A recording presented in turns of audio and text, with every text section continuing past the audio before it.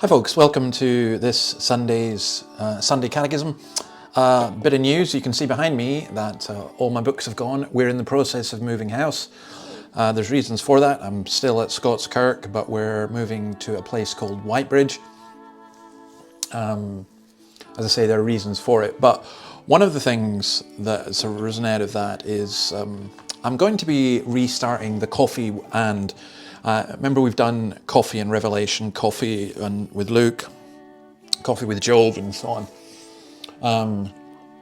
So in about a week's time, once we get settled in, I kind of said, this is really bad. Is it like making a bargain with God? I sort of said, if you get me a place with a balcony, if you get us a place with a balcony, I'll restart the coffee thing. So we have got a place with a balcony. Smaller house, but you'll see anyway.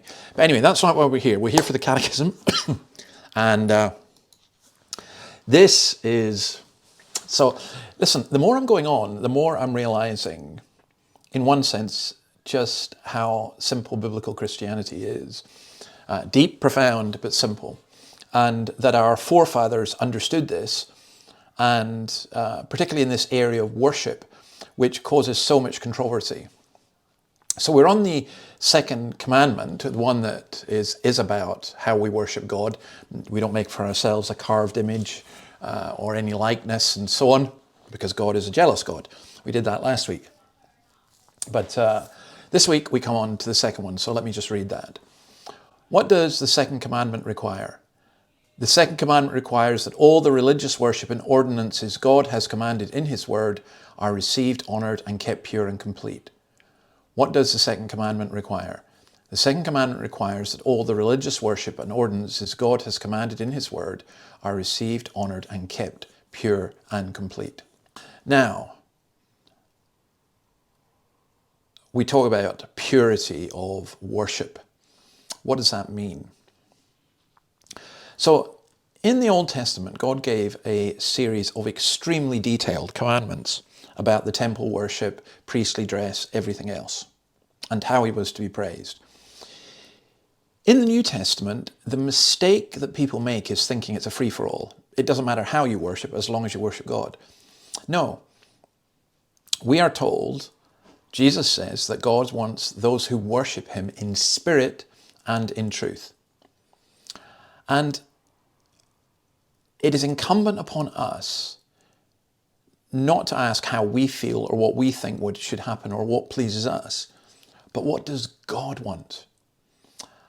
I think that is just an incredible thing. And I would say that the regulations for the New Testament church are much less complex than the Old Testament. The ceremonial law has gone, but the laws are still there. And we'll see that it's a mistake to add things to that word, but we must at least have in that word. Now, so the verses that they use to teach this, let me just look them up just now. Deuteronomy 32:46. Put into your hearts all the words I've said to you this day, which you shall command your children to do, to observe all the words of this law. So there are basic commands that God has given us in terms of prayer, reading his word, sharing together and so on.